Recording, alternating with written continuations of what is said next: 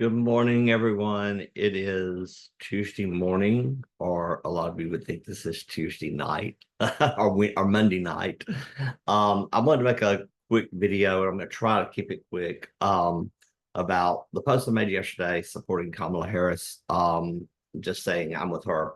Um, First of all, I want to state this represents no organization that I work for or volunteer for because I work in a nonpartisan environment. And I can do that because I love everyone and I respect everyone's opinions. So just because I'm for Kamala Harris doesn't mean that I'm upset with you for being for Trump. Because I have plenty of family members and friends that are Republicans and that are Trump supporters, which to me are two different things, but might not be to you. So anyway, I wanted to tell you why I'm voting for Kamala Harris without tearing down the other candidate. If I can do that, it's very difficult for me to do. I know that it would be difficult for a lot of you to do that without tearing down the other candidate if you're a Republican or if you're a Trump supporter, not tearing down Kamala or Joe Biden. It's difficult to tell people this without downing the other person, but I'm going to try to stay positive. And I'm going to tell you what scares me about a presidency if Kamala doesn't get it. First of all, one reason I vote for her is Biden's record, and we need to thank Biden. He has put in 4 decades of service even after losing his son in a horrible accident, car accident, and losing his wife before he met Jill and remarried Jill. And he is the most empathetic, loving person you will ever see. I mean, this is real. Even after the assassination attempt on Trump, Biden called Trump that night to make sure he was okay. He also called the victim, the man that was killed at the rally from that shooting, called them, and they wouldn't talk to his wife. The wife of the deceased would not talk to him because she said her husband wouldn't approve of that.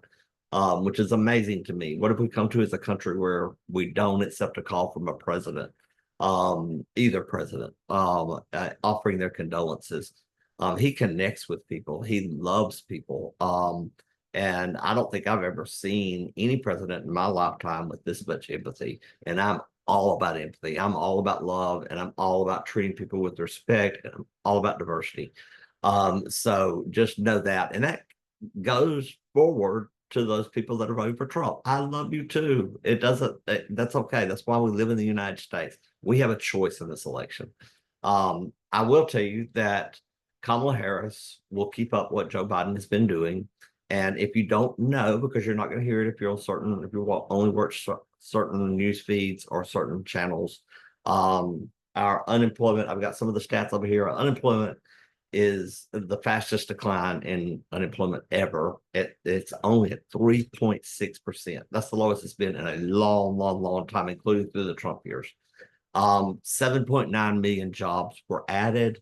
The GDP is 5.7. That's double the average since 1976. Wages went up 5.6%, and the deficit's down $1.3 trillion. That's the most it's ever been down in a single year. So there's a lot to be proud of. Plus the infrastructure bill, the things he's done with Medicaid and lowering the prices of medications, and his work with NATO, because it's so important to have European partners and allies all across the world. If we don't have that, we stand alone. And if we learn nothing from the world wars that we have been in, you need allies, and you need people that will stand up to dictators and authoritarianism. And Kamala Harris will do that, just like Joe Biden did that.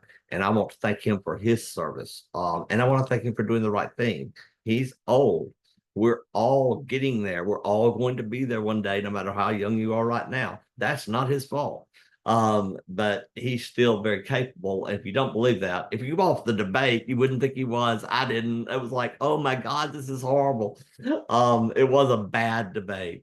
But if you watched him after the debate and you saw his schedule after the debate, and then you watched him with NATO last week or week before when it was in the United States, and we've actually expanded NATO, and his speech was unbelievably good. The man still knows what he's doing. He just knows that his age is showing, and he got a little flustered on that stage with the debate, and I understand that. But he needed to do this, and I am proud of him and thankful for him for doing this. I'm also excited about Kamala. And the reason I'm excited about Kamala, I voted for Kamala 4 years ago or whenever it was before Biden got the nomination the last time to run against Trump. I voted for Kamala in that primary. But I supported Joe afterwards, and I was so happy Joe served as vice president. There's no one more qualified. She is unbelievably qualified to be president. She's level-headed. She knows what she's doing. She believes in standing up to dictators and authoritarianism. She believes in rights for all people, LGBTQI people, which is my family, my children.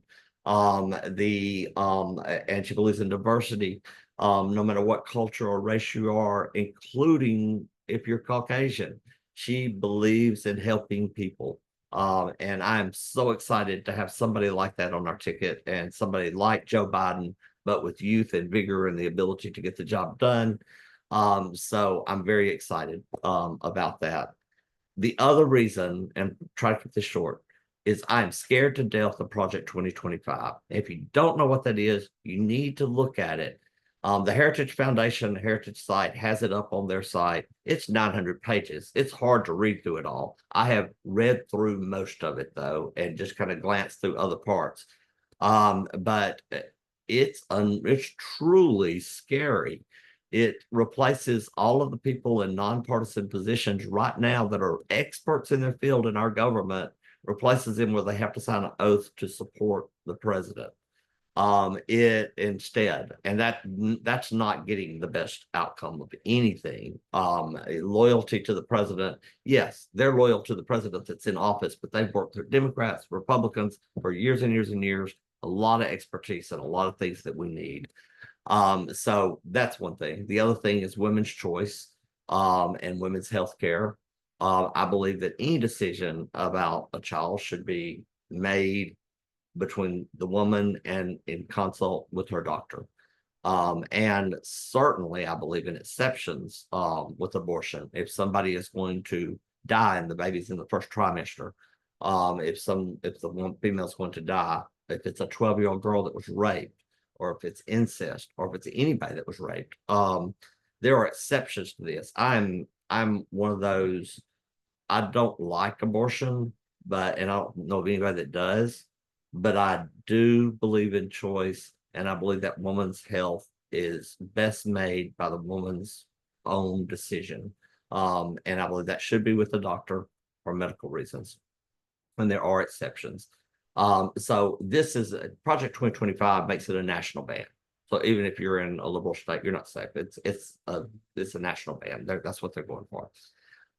And the other parts are doing away with Department of Education. That's astounding. It is putting it back with the states, but with less money. Department of Education is important. We need that department. Doing away with the FDA, and putting that to the states. It's not going to work. I'm sorry. It's going to be horrendous. And the way that immigrants are talked about right now, our immigration rate has dropped quite a bit by Biden's executive action. We had a bipartisan deal. Strong leaders of the Republican Party, including Mike Johnson, agreed to a deal to slow down the immigration and some good immigration reform. We had a great bipartisan deal going. Trump called and told them not to do it because it would not help him in the political race. Look it up. It's so true. And if you're just looking at one news source, don't do that. Look at several news sources, even ones you don't like. I watch Fox News from time to time. I do look at some of the things that are being stated, and then I watch MSNBC. And then more toward the middle, but still, and more toward the middle than you think, is CNN. Although they do lean liberal on some things, not everything, believe me. So watch the information that you're getting, whether it's from the internet, Facebook feeds. There's a lot of false information. Look up the facts on the economy. Look up the facts on on the infrastructure bill that's been passed. Look up the facts on the job rate, and look up the facts on how far we have to go with the cost of goods and services in this country, but they're coming down. They're coming down faster than any other first world country.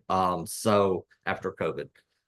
So you can look that up too. He's done a tremendous job. He's done everything I want him to do, and he's protected the rights of all. And he's been a diverse president that loves everyone. Kamala is the same way. And so I want somebody that loves other people. I'm a Christian. You might not be a Christian. I'm a Christian. I believe we should do what Jesus would do. And believe me, Jesus would help those that need it. He would not be helping the wealthy. And I said that wrong. He would help the wealthy, but the eye of the needle thing is true.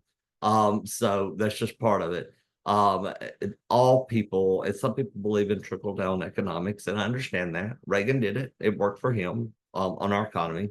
Biden believes in a bottom up and expanding the middle class, and that's a better route to go to make sure that money is evenly distributed and the top of the corporations don't receive all the money. And wealthy people don't get the biggest tax breaks. So these are just some of the reasons. The talk in Project 2025 of mass deportation of immigrants. I you know, I can't say anything negative, but I've got to say it's straight out of Hitler's handbook.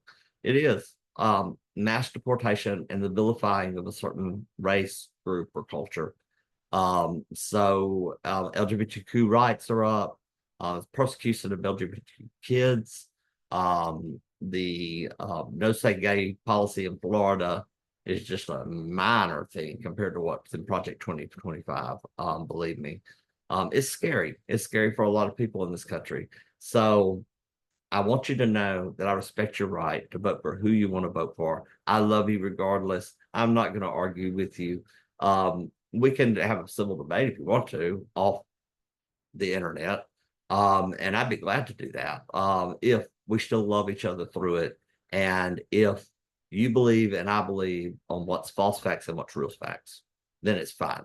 But if you don't, if you're stating the earth is flat, I'm sorry, it's hard to debate you on that. So anyway, I love you all so much, and I don't want this to come across as being hateful in any way, shape, or form, because I am a loving person. I am an empathetic person. Too much so, probably, as I cry for the people of Ukraine and I cry for the people in Israel that were held hostages and their families. And I also cry for people on the Gaza Strip. They're just getting killed right now by bombs. And the humanitarian crisis is overwhelming to me. So that kind of states my case, but it doesn't, because there's so many more reasons. There's so much more I could say. I know people aren't going to watch a long video, though. I'm trying to keep this short, probably not too short. I love you all. Talking fast now. So I hope you have a great Tuesday, and be who you are. Okay. I love you. All right. Trying to find the end button.